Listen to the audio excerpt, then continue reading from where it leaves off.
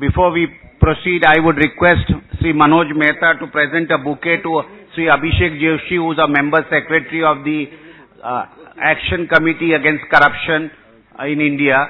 So I would request Sri Manoj Mehta to present a bouquet to Abhishek Joshi.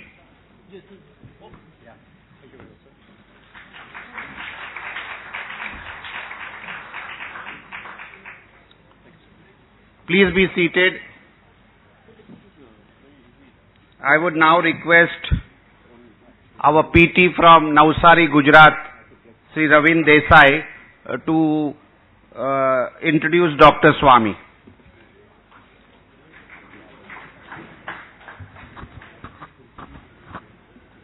Respected Dr. Swami, Professor Vaidyanathan, Jagdish Shetty ji, Dr. Chaturvedi ji, M.R. Venkatesh ji. It is indeed a sacred moment for me to introduce Dr. Swami. Dr. Swami was born on 15 September 1939. I will brief you about him, which makes him unique from other politicians and academicians. After getting masters from Indian Statistical Institute in Kolkata, he went to Harvard University to pursue his PhD in economics. He is one of those few individuals who earned their PhD in 1.5 years, which is still a sort of record.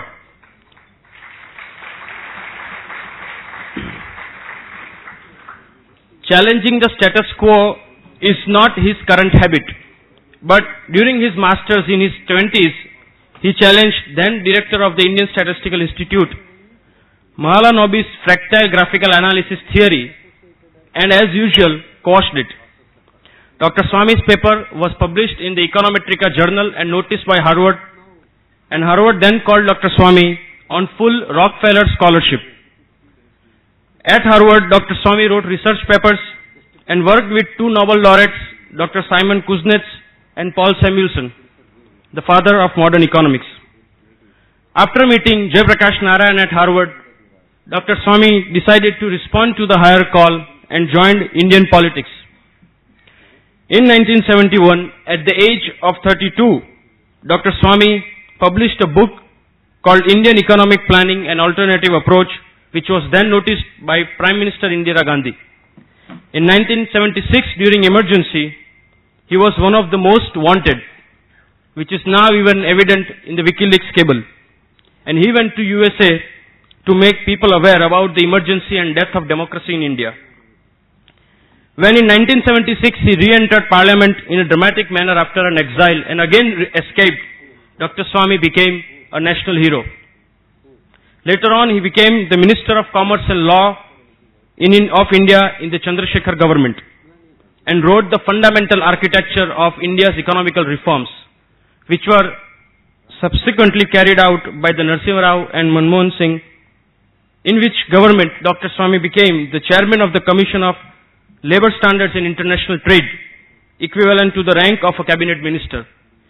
Even it was acknowledged by Prime Minister Dr. Manmohan Singh that it was Dr. Swami who envisaged the India's economical reforms.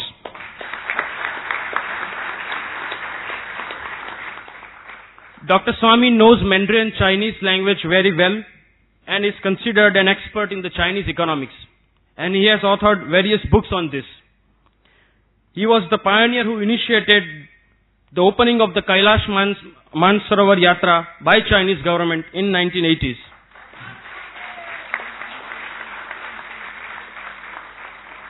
Dr. Swami is also credited for his initiatives and vision to have good relations with Israel.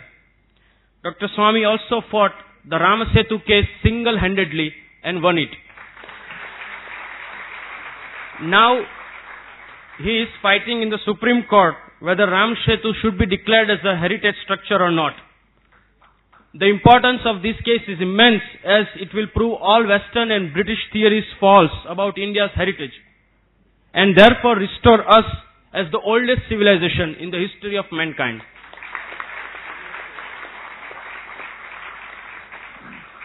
Dr. Swami has unearthed the 2G spectrum scam, which has shaken the UPA-2's foundations.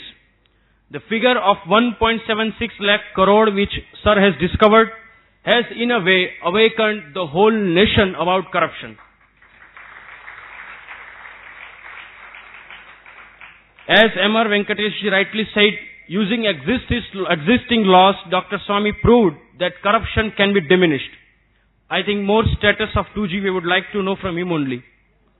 Last but not the least, many may not know, but Dr. Swami is one of those few leaders who were a great friend of both Shri Morarji Bhai Desai and Shri Rajiv Gandhi. And now, to address the first of its kind Global Patriotic People Conference, I request the man who is there fighting for all of our future, with love, affection and respect, whom we know as One Man Army, Dr. Subramaniam Swami. Hiren Seth from Valsad will present a bouquet to Dr. Swami. Hiren Seth.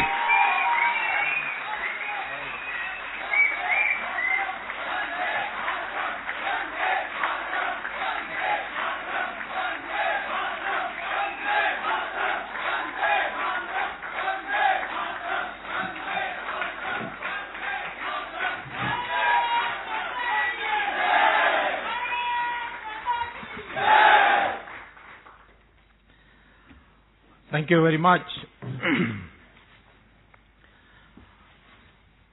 Mr. Jagdish Shetty, Mr. Abhishek Joshi, Professor Vaidyanathan, Professor Arvind Chaturvedi, and M.R. Venkatesh. And friends who are now part of the great PT army, the new army that is emerging in the country. I hope you realize that we are today on the verge of a new revolution.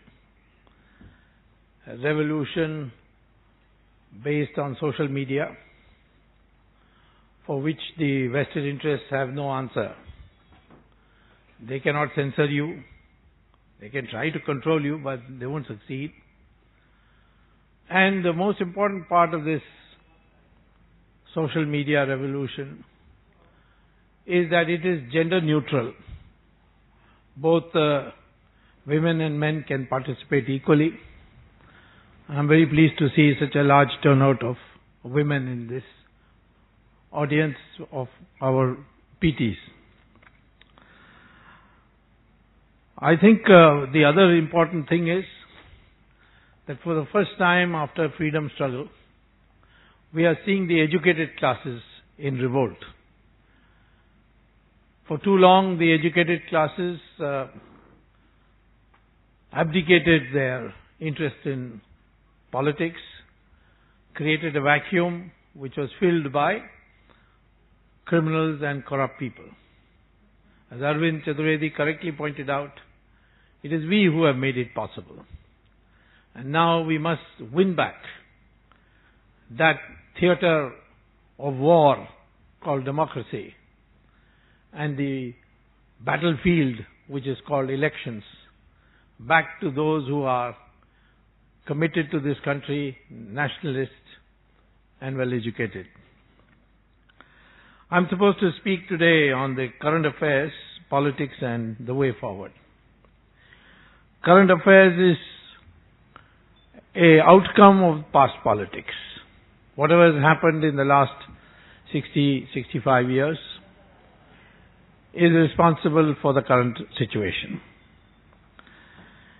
And for having a way forward, we'll have to search for new ways of doing politics. So that's why today I will speak to you about how we should position ourselves by which we can bring about change.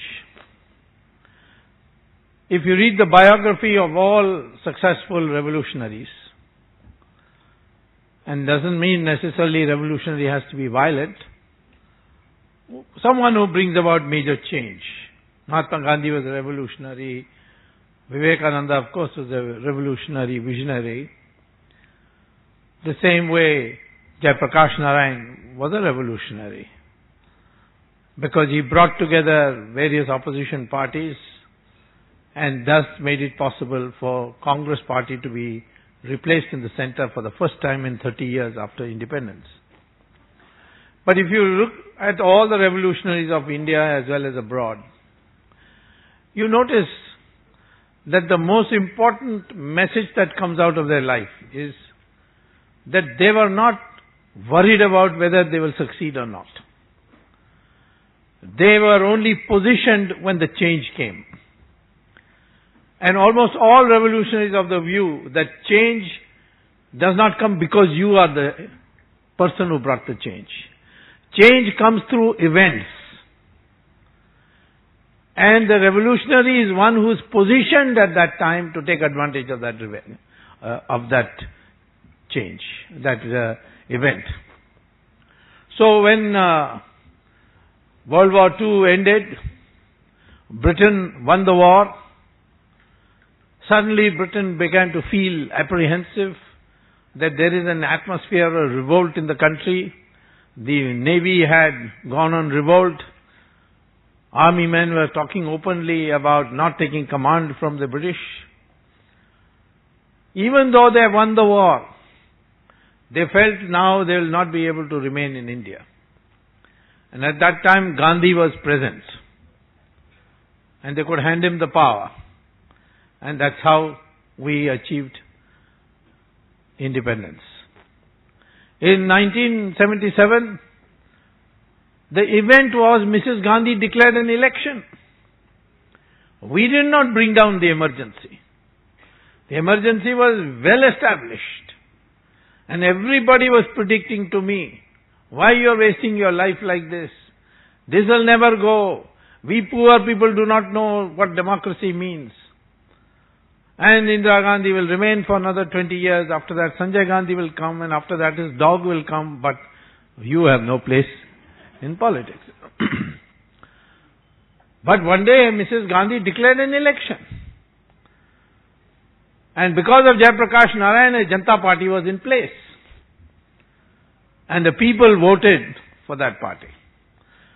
So don't ask ever this question, will this ever change? Nothing will change in India. I find young people asking me this question all over the country. As Professor Vaidyanathan correctly said, change is in the air. Some event will happen. I don't know what that event is.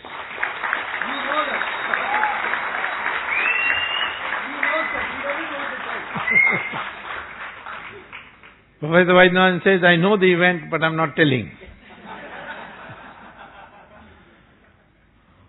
But I want new sort of people, not apathetic to India, not a one-dimensional mind.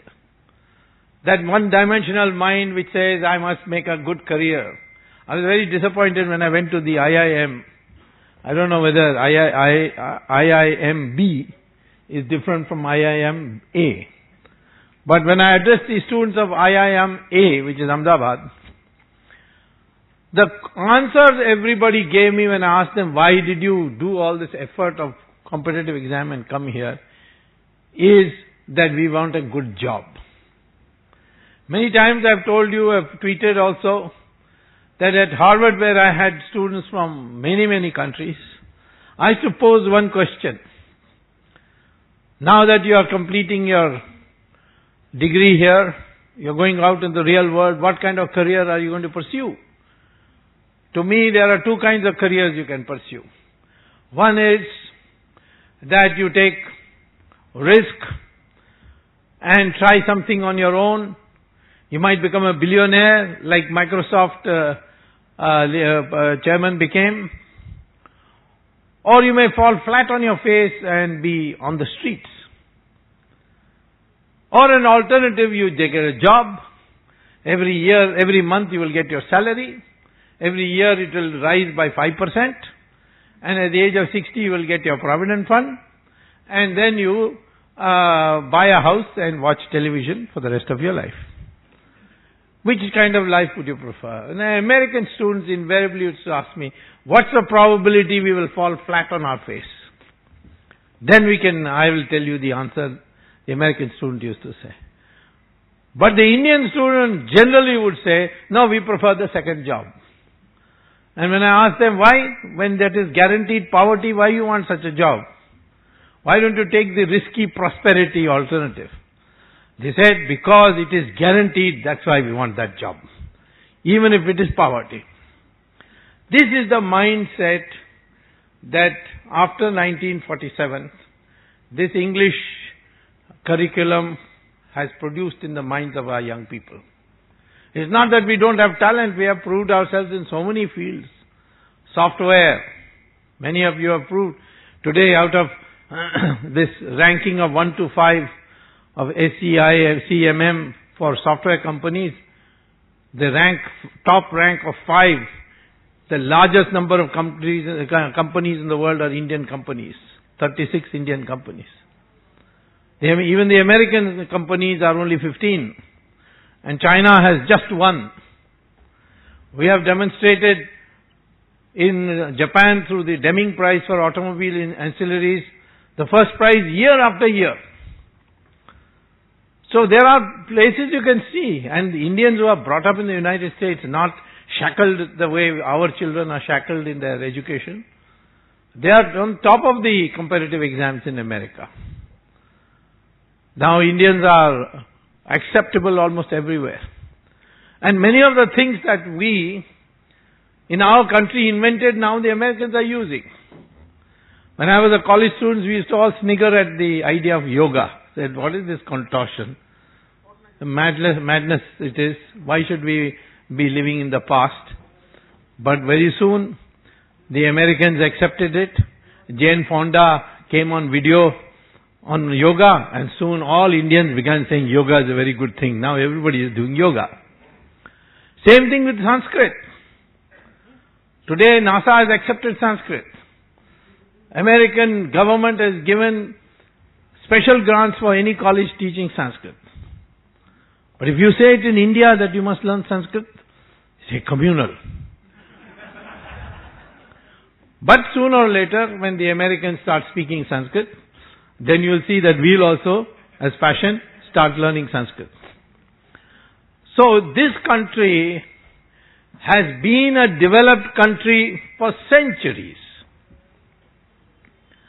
People used to come all over from the world to this country. For it to become developed again, we have got everything except the mindset. And that mindset today, the Indian mindset, is typified by Manmohan Singh.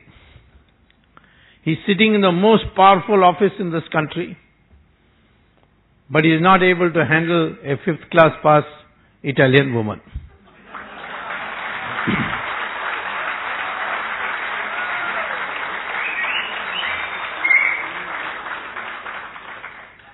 He has the entire file about her with him, which the intelligence RAW has given to him.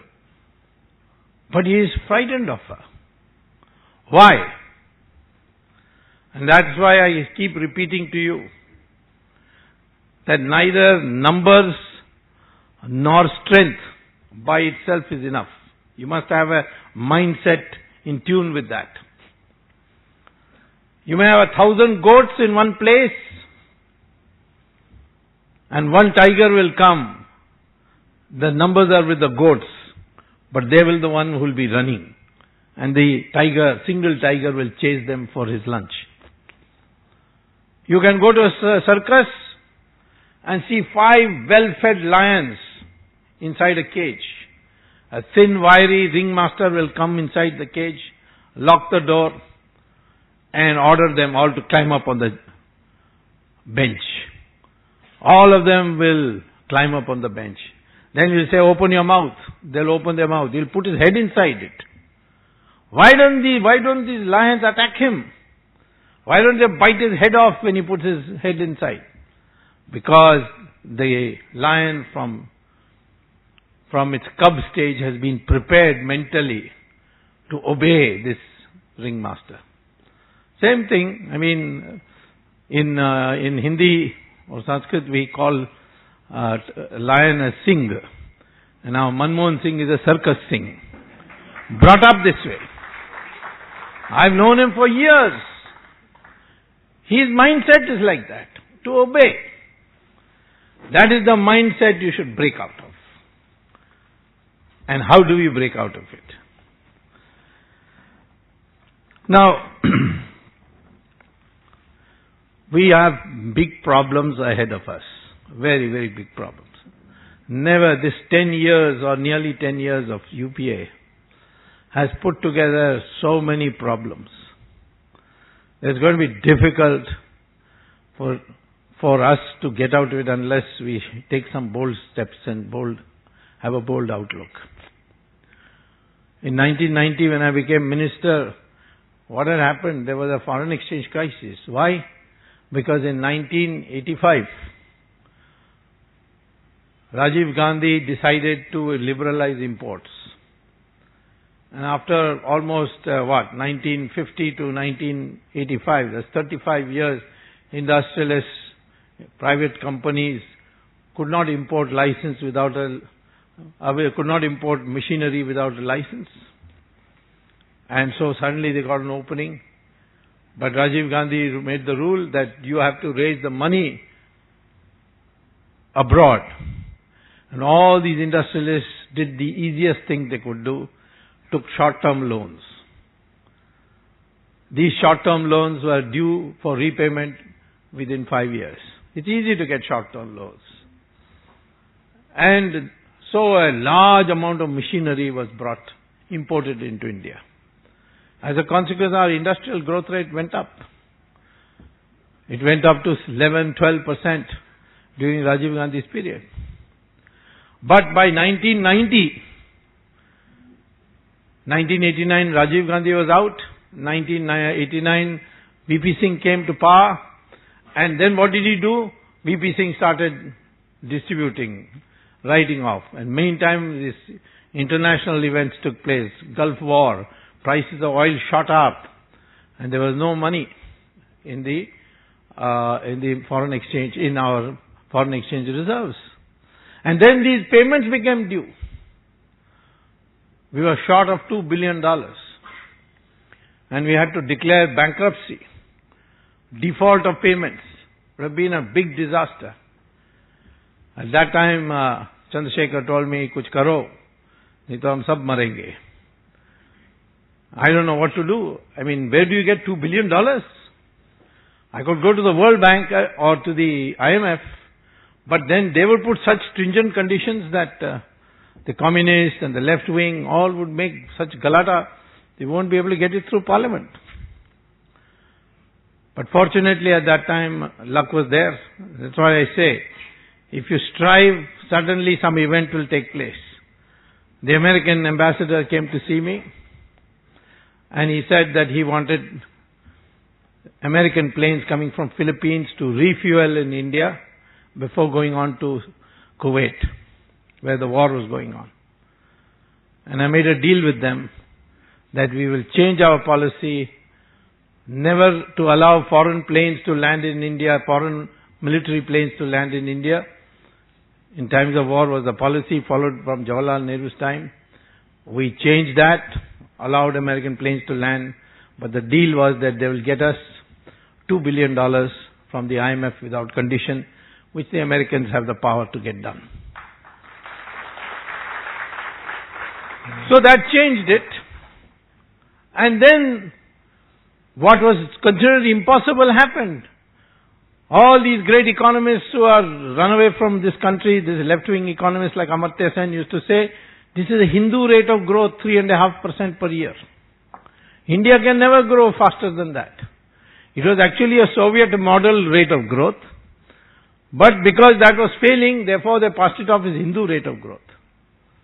But just by deregulation, we were able to reach 8% during the Narasimha Rao's period. Could anyone have predicted that we'll grow at 8%? No. Everybody thought India cannot. It's a big country because how can we, there's so much poverty, there's this, unemployment, all kinds of things you hear, this defeatist logic. But those economic reforms brought about change. I prepared the blueprints. Narasimha Rao had the political guts to get it implemented. And all that Manmohan Singh did was to put a signature on the file. Of course, he's an economist of great repute, but he doesn't have that savvy, that guts to get it done. If as finance minister, as the media gave him all the credit, he could get so much done, then why as prime minister he is not able to get it done?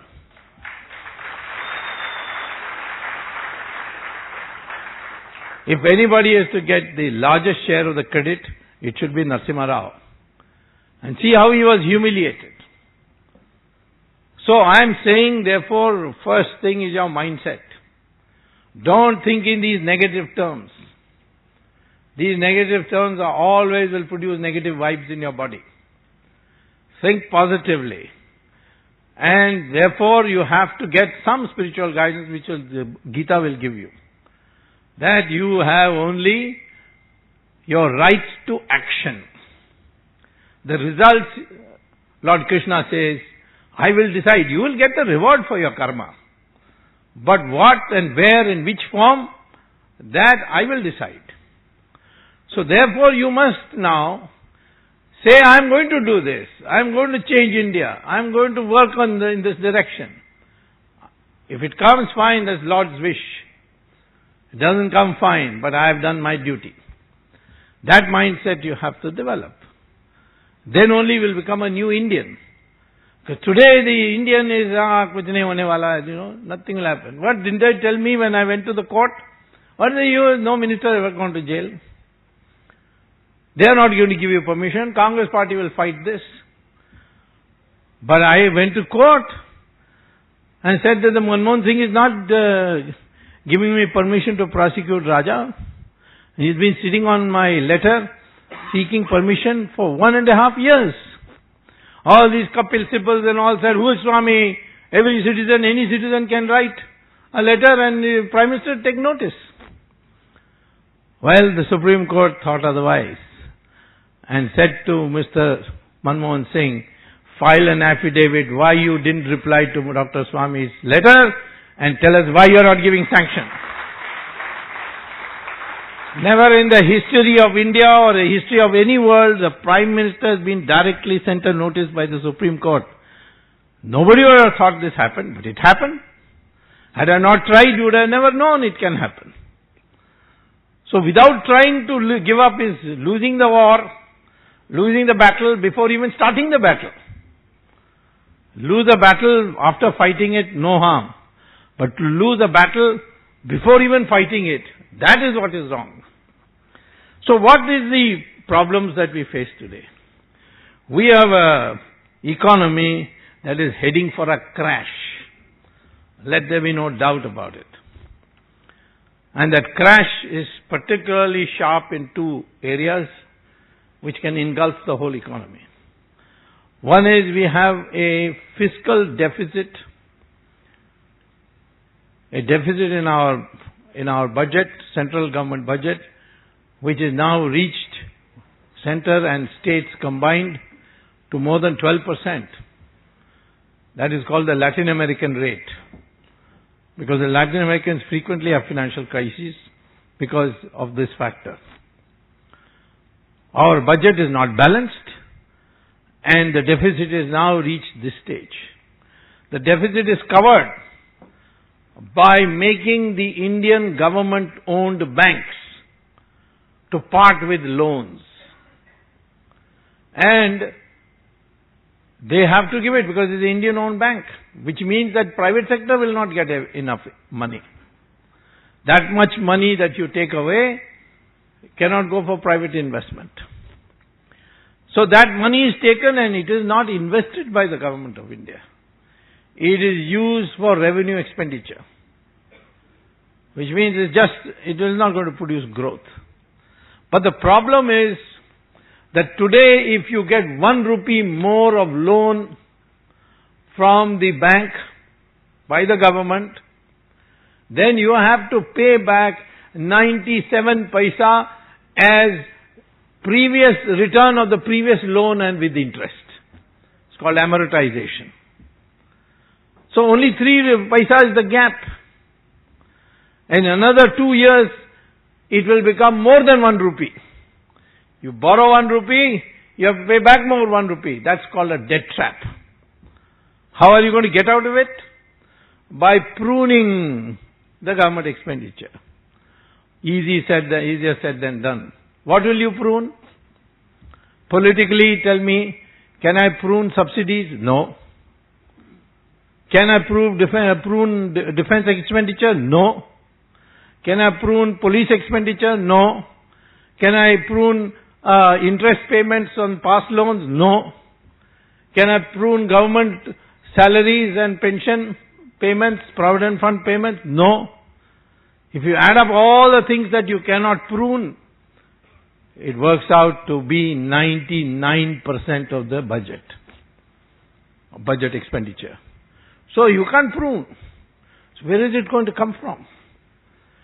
So you mean you'll raise taxes like every day they're raising on petrol prices and all that? This is madness. Because these things have wide-ranging effects. So where is the resource going to come from? Well, I can tell you where the resource is going to come from. In fact, when I suggest that abolish income tax, everybody says we are having a resource problem. This man is saying abolish income tax. Why should I not abolish income tax? Who pays income tax? Because of people like M.R. Venkatesh, rich people don't pay income tax. The chartered accountants find how to balance it, and they'll show a loss when they're making a profit. The poor people don't pay income tax because they don't have income. It is the middle class, professionals, software engineers, doctors, these are the people who are paying. Because you catch them at the source. So if you were to, and that's harassment galore. So abolish it.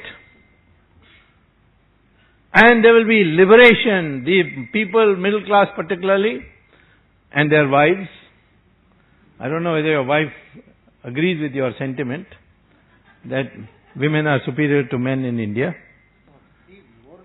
You have our permission to say so? Somebody said, I am a boss in my own house and have my wife's permission to say so. So, this money will go into savings. Savings will go into investment. Investment will go make growth. Growth through indirect taxes will give you revenue. And it can be shown that the amount you lose by income tax revenue will be much less than the income tax, the revenue you get from indirect tax due to increase in growth. But I'm saying, but what about the fundamental question of the debt trap? That question has to be answered. There is no shortage of resources in India. If you had auctioned the 2G spectrum 2G spectrum licenses, if you had auctioned it, you would have got at least 1,76,000 crores. If you had auctioned the coal blocks, you would have got 9 lakh crore rupees. If you auctioned the oil fields which you gave to the Ambanis, you would have got 24 lakh crore rupees.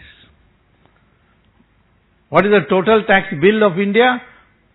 Direct and indirect tax combined, only 4.5 lakh crore rupees. Here you got 1,76,000 from 2G spectrum. From 3G you got already 4 lakhs. Then you are going to get 4G very soon. And that's because your documents, 10,000 documents can be sent on 4G. Therefore, there is going to be a big demand for it. Particularly from the corporate sector. And therefore, you are going to get 7-8 lakh crores in that. No shortage of that. Coal blocks, unlimited coal blocks we have in India. So, the total tax bill is only 4.5 lakh crores. Then if the next government picks the brain of Professor Vaidyanathan and gets all the money abroad, which is kept by what a simple solution he has suggested. I have already tested this from one of the most well-known jurists of India, Fali Nariman, who told me many years ago that this is the way to do it. Only difference between what he said and what Professor Vaidyanathan said is, Vaidyanathan said, pass it through Parliament. I say, wait till Parliament goes on recession and bring out an ordinance. Then the ordinance becomes law till the Parliament meets again. That means 6 months away. So you can get an immediate law. And all this money, how much is it? 70 lakh crore rupees are abroad, which are illegal money. Where is the shortage of resources? There is no shortage of resources. We have potential now to spurt in our economy. What about agriculture? This is a drag, people are committing suicide. But do you know that we are even today the cheapest producers of agricultural products? Go to any WTO publication, it will come out. We are the only ones who can give subsidy to agriculture on basis of international calculations. There is a formula by which they calculate what percentage of subsidies you can give. India can give 50% of the production of agriculture, value of agriculture production as subsidy. Because our international prices are so much below. Potential is enormous. Yield per acre is so low. What is the difficulty in raising the yield per acre? The Indian Council of Agricultural Research is producing 11 times as much yield per acre as the common plot in the country through experimental plots by giving correct water, electricity, etc. So if the Indian Council of Agricultural Research plots can produce so much, why can't we produce the whole?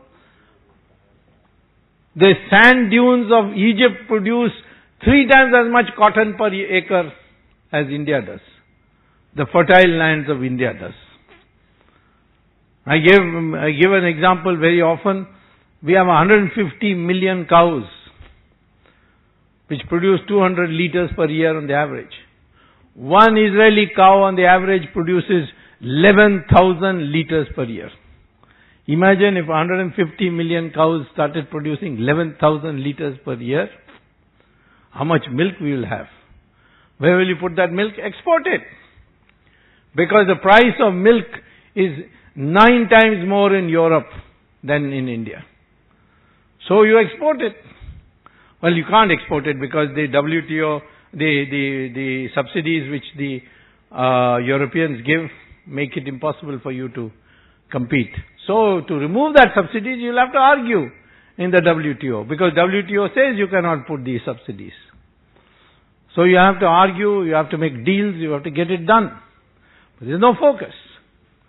So India can become a global global agricultural power. All you have to do is empower the farmers, give them, every district should have a small airfield, put cold storages everywhere, enable them to use the internet to find out where the market is. It's not only wheat, rice, vegetables, fruits, but even flowers, milk of course. All these can be produced in abundance in India and exported. It requires a focus. That focus has never been there. Because the Nehru craze for industrialization, there was nothing wrong with industrialization, but this total focus only on that and extracting resources from agriculture to finance industrialization is the biggest blunder ever committed. So it's not a problem there at all. Similarly, on this today, the most alarming statistics that has come out is called the current account deficit. 6.5% of GDP. All through the last 20 years, it was never more than 1.5%. It was a deficit, but 1.5%. Today, 6.5%. Very soon, if tomorrow all this money that comes in foreign investment dries up or slows down, we are going to have a foreign exchange crisis. A major foreign exchange crisis. Let me tell you one thing.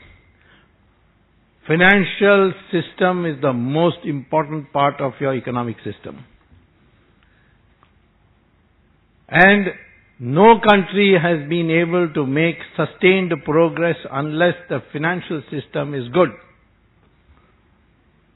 We need people like Professor Vaidyanathan, who understands, and M.R. Venkatesh, who understand the financial system. very well. That, for example, I'll give you. All through the 60s and 70s, people said, Latin America is the new developed world. Argentina, Brazil, Chile, they will all become fully developed countries. They all had in the mid-70s a financial crisis and they have never recovered. Even today there are daily financial crises in these countries. Everybody has forgotten these countries. Then there was this East Asian tigers. Japan, Taiwan, Singapore, Hong Kong, Indonesia, Malaysia. They said these are the new tigers.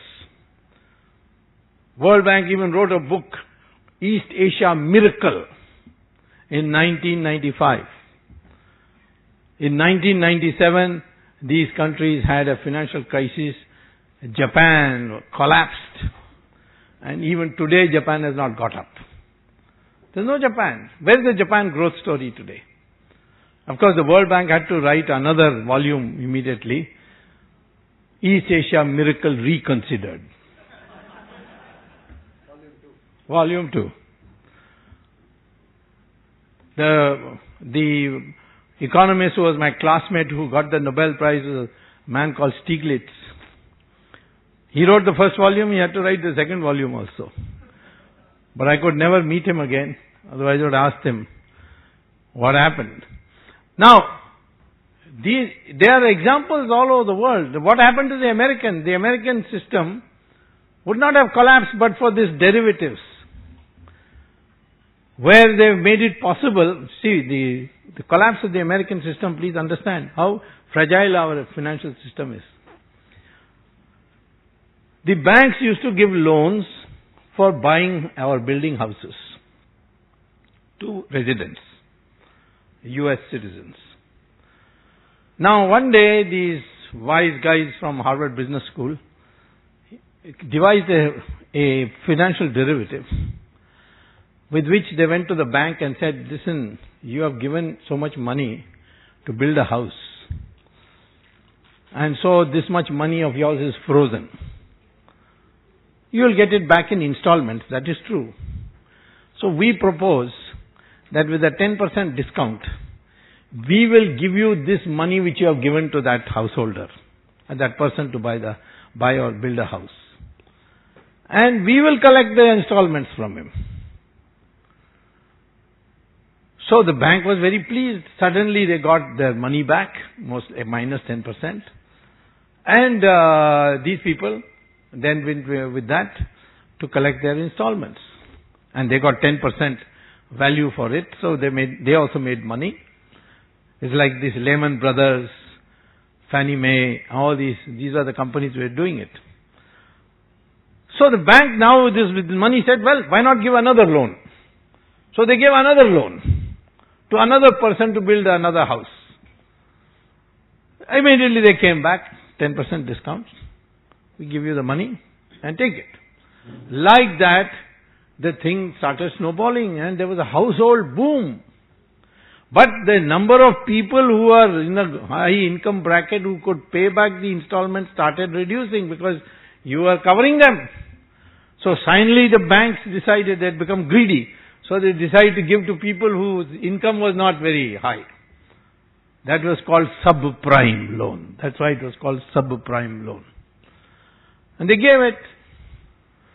But then a small recession took place for some reason. And suddenly these people said, we can't pay the installments. We want to take the house back. And suddenly, banks are being, these Lehman Brothers and all suddenly are loaded with houses which they can't sell. The property market dropped naturally. And that's how the crash took place. And that's how it happened. This should not have affected India. Because our banks are under strict control of the Reserve Bank on exposure to the private, to the real estate market.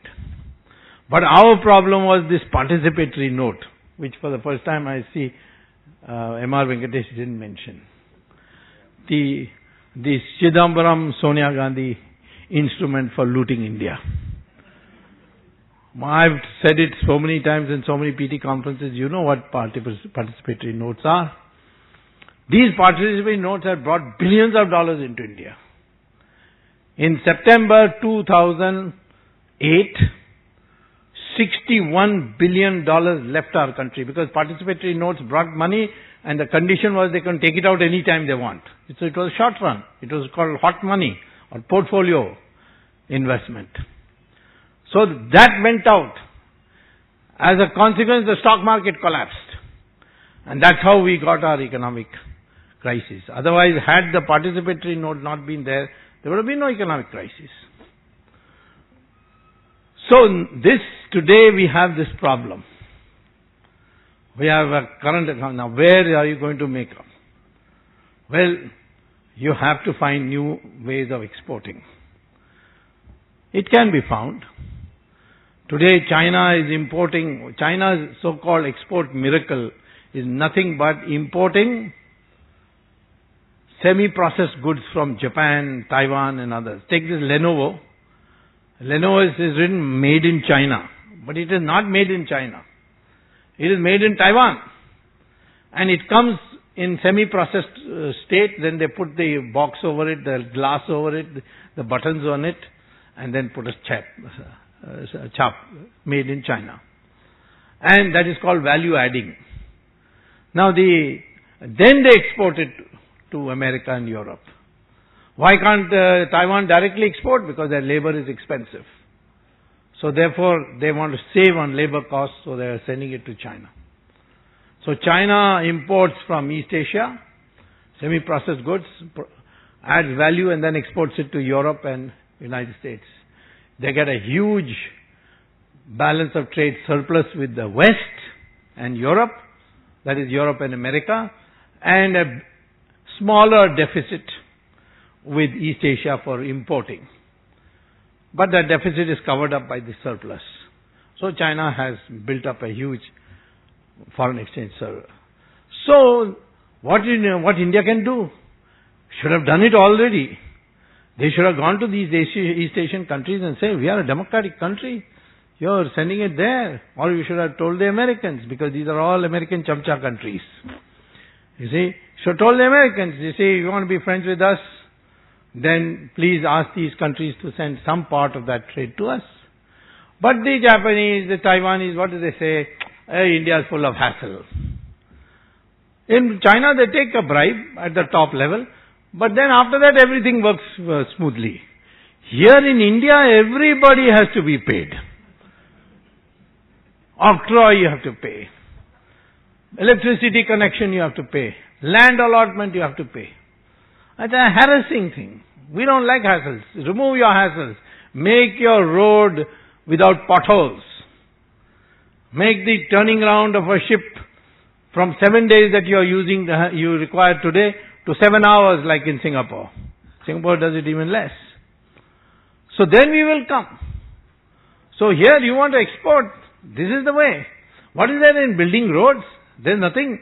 It's all corruption that is responsible.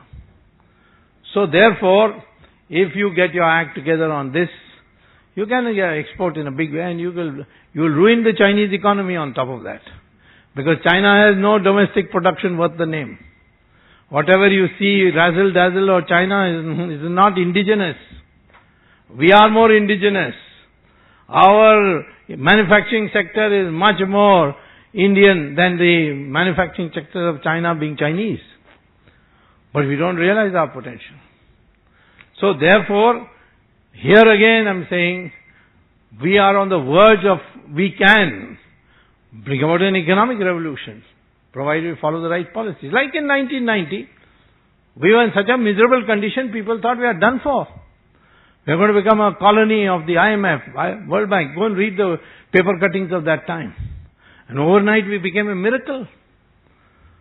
The same way today, India can overnight transform, and by 2020, it can become a global economic power. And if China has an economic crisis, a financial breakdown, as I'm expecting, then we will overtake China. And we have a young population. This young population, if you educate them properly, they'll become inventors, innovators. There's so many things to be done which the Americans will not do. Because they have got surplus of oil, they will not work on hydrogen fuel cells. But we have to depend on the Arab world for oil, 85%. So, if we decide to have automobiles go by hydrogen fuel cells batteries, then we will not need oil. Or at least the dependence will go down very substantially. It will affect, if all in the world people start taking to hydrogen fuel cells, it's the cleanest. It won't give you pollution like alcohol. I mean, by crude oil produced petrol. It's a very clean fuel. If you do it, Americans will not do it because this research, because they got plenty of oil. And now they have discovered a new source called shale oil. There is no shortage of oil in China. So the oil companies are very powerful in America. They say, no. All our investments will go down the drain. You can't switch to hydrogen fuel cells. But we can. If we do, and then others do, then the Arabs will have to go back to their tents and their camel. They will no more be able to finance the terrorists. So all this requires policy. The policy is known. It requires a new set of people who are willing to do it. Or a crisis which forces us to do it. India has always responded very well to crisis, so I'm looking forward to another crisis very soon. I have spoken to you many times about corruption. This can be rooted out. It's not a problem. But I think we need a cultural change. This craze for material prosperity, which has gripped us after this globalization, that should be moderated a bit. We need to materially progress. But we must also have values. Our values are different.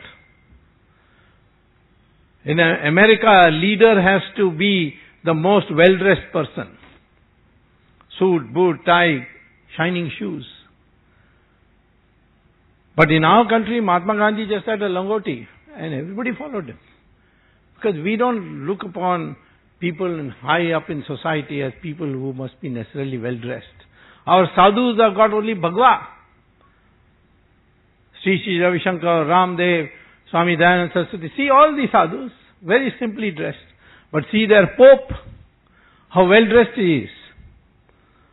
Never in anything but satin. So we have always felt that material progress must be balanced with spiritual advancement. So sacrifice, simplicity, these are values. We are losing that. The moment you start losing it, then you become greedy. When you think money can decide everything, then society will become corrupt. We are corrupt, getting more and more corrupt today because money is everything. You can buy anything. Even that fellow who raped this young girl, he offered some money, he said, paisa le jao. What cheek? So, and then even social values will come down. Today, people who are raping and killing, they all think that ultimately it can be decided by money. Going to court, we can buy this man, we can buy that man. It's only a short-term thing. Dawood Ibrahim thinks so. No one has done anything to him. So, consequently, I'm saying that this craze for money, this value system has to change. You can't decide a person's social status on money. You can certainly say nothing wrong with earning money. And if you want to acquire social status, then donate what you don't, beyond what you have earned. Beyond what you need, you give to society. Philanthropy. Even the American society have better philanthropy than us. So, consequently, we today have to examine this from this angle. Now, we have, therefore, to go for a new mindset. I have many, many questions. If I cover all these, we'll be in trouble. Then I'll have to sit till tomorrow morning. Maybe we'll have another conference. And then the topic will be...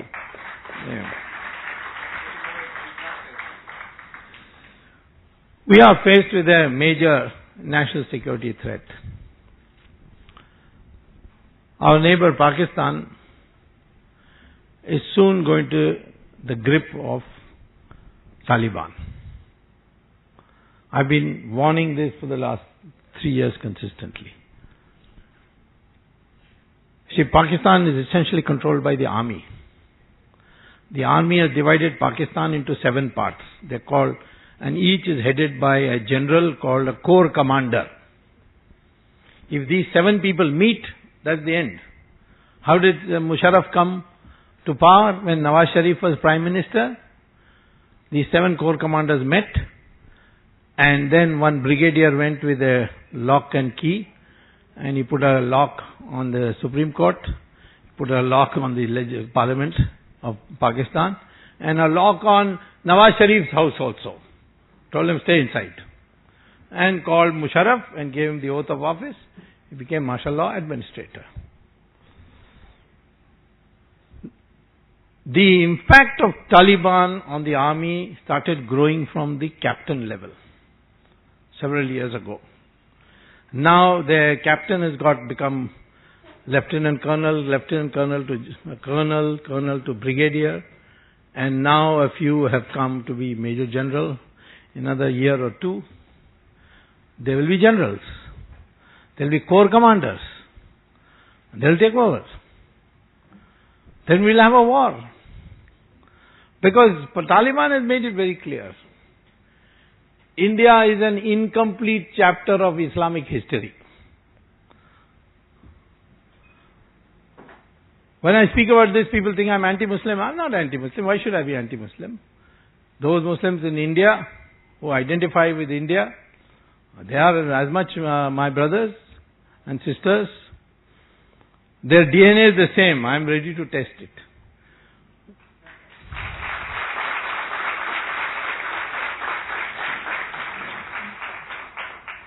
And in my family, I've got all religions. I've got Jews, Muslims, Parsis, Christians.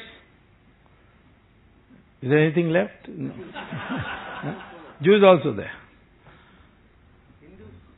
Yeah.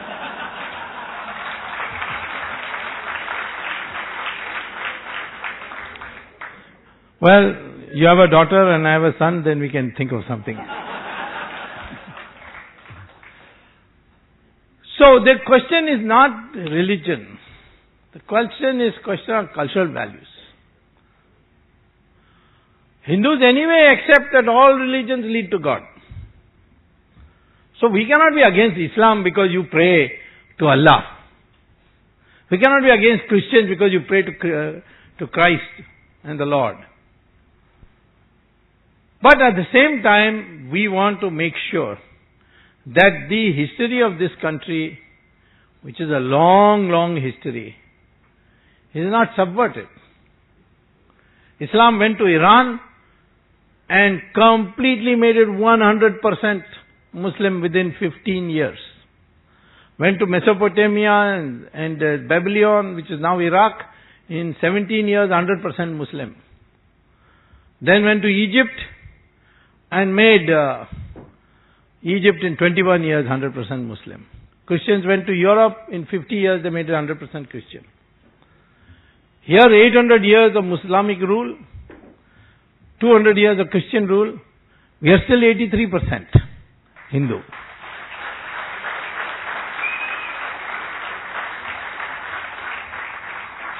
When Hindus were 100% of India, we received the Jews and the Parsis. We built their temples for them. When the Muslims came in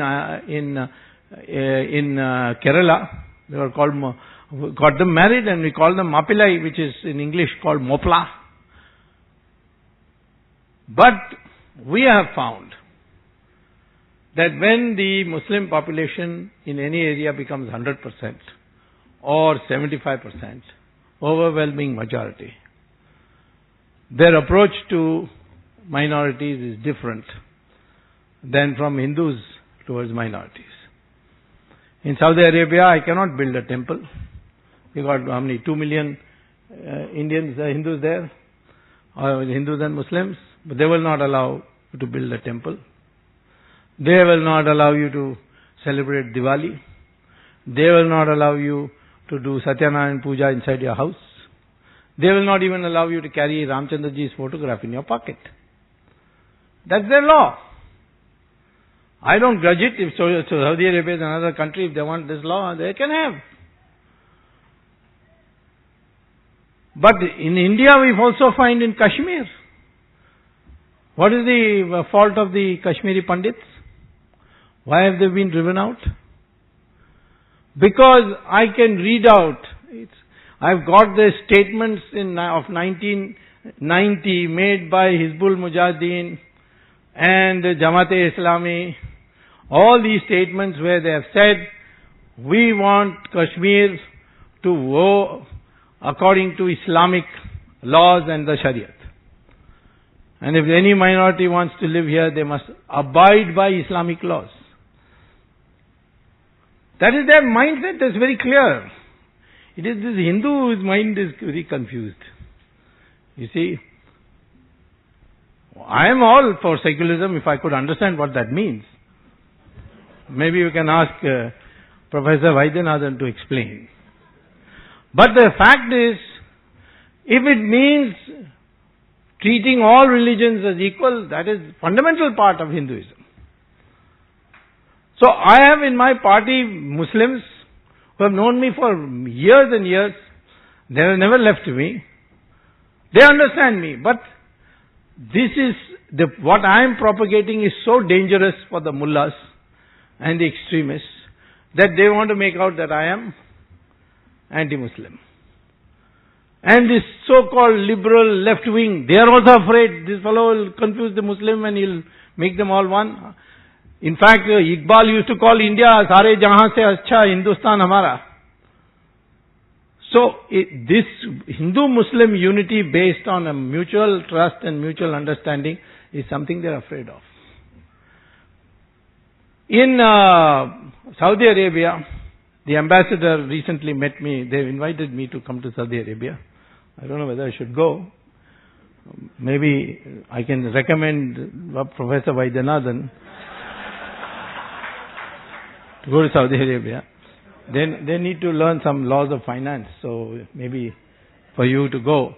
But I asked him, what is your approach to masjids? Because I just recently saw a photograph of several masjids being broken in the Makkah area. Earlier on also they broke masjid to build the palace of the Sheikh, which was Bilal Masjid, where Muhammad used to read namaz. So at that time some archaeologists said that please leave this masjid alone, because Saudi Arabia regularly demolishes masjid and builds roads.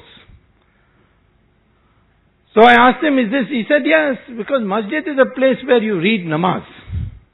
Even when the Bilal Masjid was demolished and these archaeological people objected, our king said that this is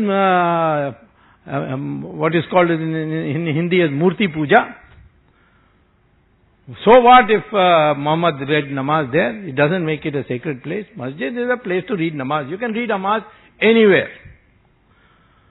I would urge the Muslim population of India, please use that principle.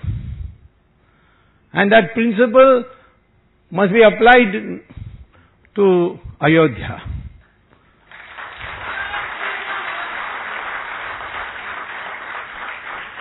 That principle should be applied to Vrindavan. Should be applied to Kashi Vishwanath. Can anyone deny that there were temples there before and they were demolished? We'll build another masjid nearby. Beautiful. Across Saryu river in Ayodhya, in another part of Banaras, in another area of Vrindavan. We build a masjid for you. But since it is not a religious place for you, yes, you may be feeling hurt that it was a mob came and broke the masjid.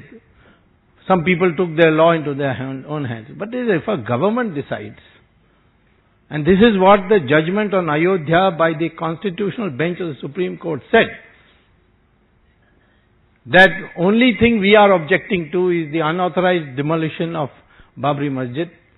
But in the British time and in Arab countries, in Pakistan, masjids are regularly demolished to build roads. This one of the charges against Musharraf is that he demolished 6 masjids to build roads. So if the Muslim community itself decides to say, yes, you are right, build us another one in a nearby place and we will clear it out only for these 3. We are not asking for all the 3,000 over the country. And then what an atmosphere that would be built. But people don't want Hindus and Muslims to come together. And therefore, at some stage we have to make it clear that yes, if we come to power on the basis of the Hindu assertion of its identity, then we will certainly sit with the Muslim community, Muslim leaders, and tell them that we have to do this. Do it with you, if possible.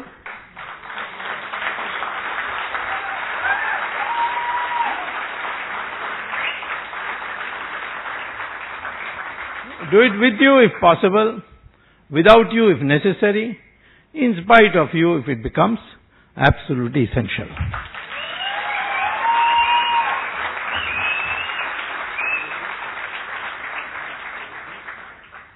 So this is the new society, united Hindu, Muslim, Christian, Parsi, Sikh. We say we don't want to interfere in any religious practice of yours, but there are some fundamentals which must be common. If Muslims can accept uniform civil code in Australia, if Muslims can accept uniform civil code in America, if Muslims can accept uniform civil code in most of Europe, then I don't see why Muslims cannot accept uniform civil code in our country, which is part of the Constitution. The problem is that no one has spoken to the Muslim community frankly. They are all the time playing on them and afterwards don't do anything. Mulayam Singh is called Mullah, Mulayam, but has he done anything for the Muslims there? Go and ask the Muslims. Has Congress done anything? They are now going to bring a bill, prevention of communal violence in India. Prevention of. If you read the bill, it's shocking. I hope they bring it because then I'll get another chance to go to the court.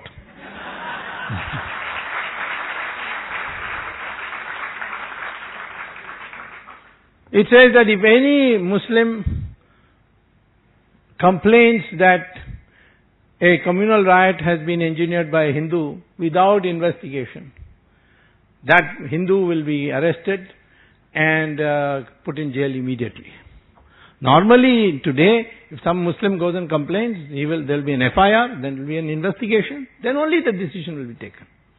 But no, he says that immediately it has to be. And if you don't, then that police officer will be suspended.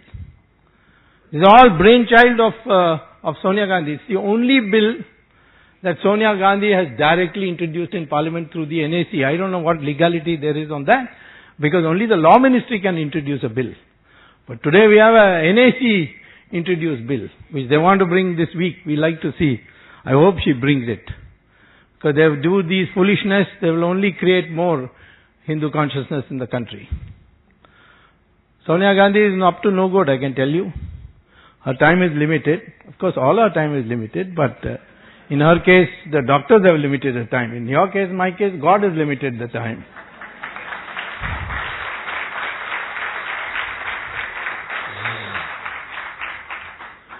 I looked at him and said it because I know he has some sympathy for her.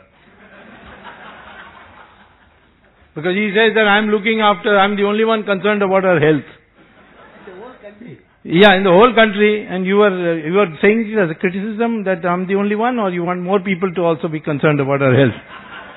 Anyway, the issue is that these people are not coming back to power. And if we play our cards correctly, the NDA will be definitely in power with an overwhelming majority.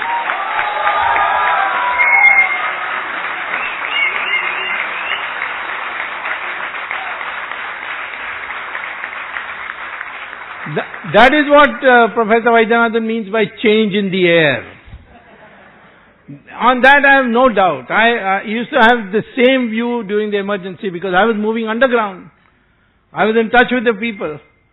When I told people outside India, when I went back, that India, if there's an election, will win it, they used to say, what is he talking about? Of course, I didn't think Indira Gandhi herself would be defeated. So, therefore, we need therefore to know exactly what to do. We need therefore to be very clear that all the science today says that Aryan Dravidian theory is bogus. It says that the world today, world research says that the most advanced language, most computer-friendly language in the world is Sanskrit. Today we have the resources of the world, we have 12 months of the year we can do agriculture, and only 25% is used for more than one crop when we can grow 3 crops. So the potential of India is enormous. But the problem is that we have got stuck with this Italian lady who has been nothing but corrupt. And she's reduced everybody into a sycophant. If you want to survive, you have to be a sycophant. Sometimes people tell me, why you are against her? She is trying to be a good daughter-in-law of India. She wears a sari, puts on tika, does namaste. Well, please read Ramayana. That same logic, Sita saw Ravan dressed in Bhagwa and she crossed the Lakshman Rekha, and you know what happened.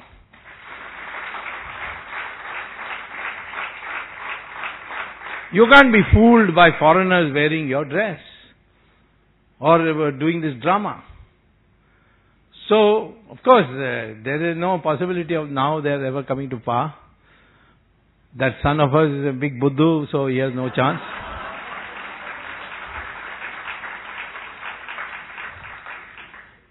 And therefore, I think that we must now start thinking in terms of how I as a PT can be a different person. As I say, of course you must know your identity. It's there in my book, and this new monograph I have circulated. It is there in that also. And you must know, if possible, I would like you, or if not possible for you to learn yourself, to propagate it. Sanskrit should be learnt because it creates a vibration in your body which will change you. And you must have a positive attitude to the future. Yes, I can. What can I do as an individual? Of course, as an individual you can do. All through our history, individuals have stood up. Shankaracharya, Adi Shankaracharya, he was an individual. Shivaji was an individual. Rana Pratap lost, but he was an individual who showed great independence. Subhash Chandra Bose. In the south, Kattabomman. Rani Chennamma in Karnataka. So individuals matter a lot in our system. In our theology, Hindu individual is very important. So think of yourself as an instrument of God, as an individual who is having a positive view. Not that things will happen. One event in the press, you get depressed. Of course, your enemies will try to bundle and say all kinds of things, but develop a thick skin. You need a thick skin. You need a skin of a rhinoceros to survive in this world. Don't bother about criticism. If you think you're doing right, that's all that matters, not what others think. So that kind of attitude you will have to develop. Now, I have only one thing to say. A major election is coming. You become now soldiers in that war, which is called election. In your area, find out where your booth is. Create a committee of 5 people. Get hold of the voter list of that booth. That means only 1,000 votes.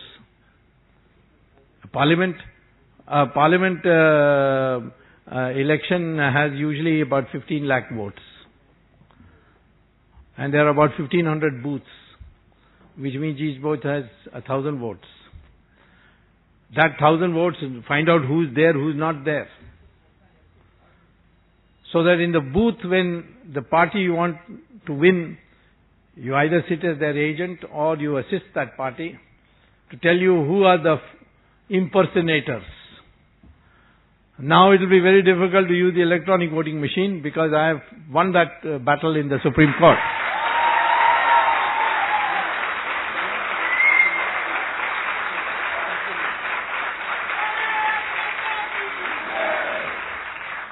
There, the court has now said, has accepted my plea that if the Election Commission wants to use the electronic voting machine, it must have a screen where the name must come, the serial number must come, and the symbol must come.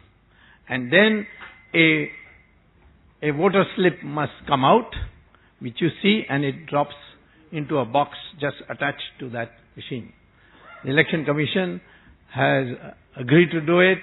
I asked them to do a trial run in Karnataka election. They said it was too short a notice. But in any by-election starting July, they are willing to do a trial run. And certainly for the next Lok Sabha election, whether it is in October or whether it is in May of next year, the electronic voting machine will be a new machine which this Tadaka will not be able to manipulate.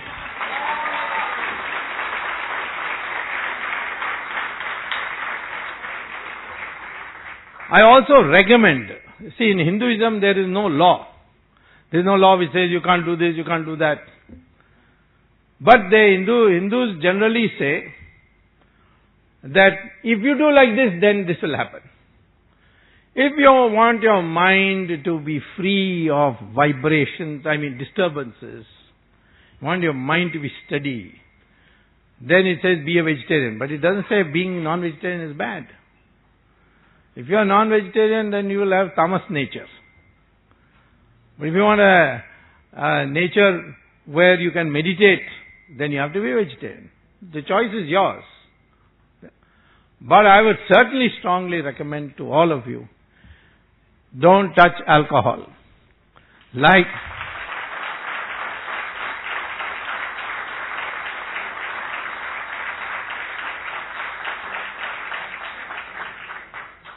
cigarettes originally was very fashionable. It was a status symbol. Today, nobody is recommending cigarettes. They in fact put warning that will lead to cancer. Alcohol does two things. One, there is no such thing as moderate alcohol. The day you have a crisis, you will go over the line. But it affects your liver. So get these good habits. I'm not asking you to get up at 4 a.m. like I do. But because you must have a minimum of 7-8 hours of sleep. If not possible all in one blow, then you must have it in the afternoon after lunch.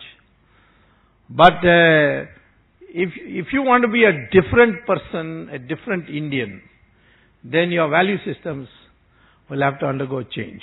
Because today, to globalization, westernization, we have acquired all kinds of values from them, which now they are beginning to change. A big movement for vegetarianism in America. There's a big movement for being a teetotaler in America. There's even people taking to our meditation and all that.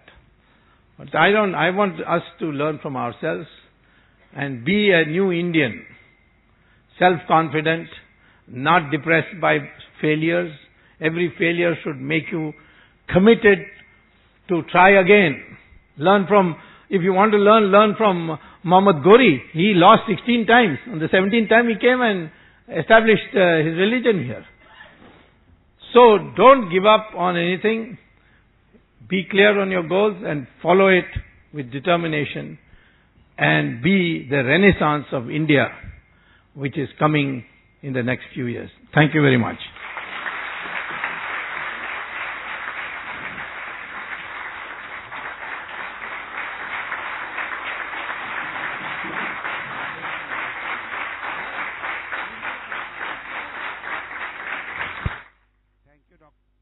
Thank you, Dr. Swami. We'll be now taking questions, and before that, Mr. Rajendran, on behalf of the Tevar Samaj of Bombay, is going to offer a shawl to Dr. Swami. Please be seated. We will end the program around 6 o'clock.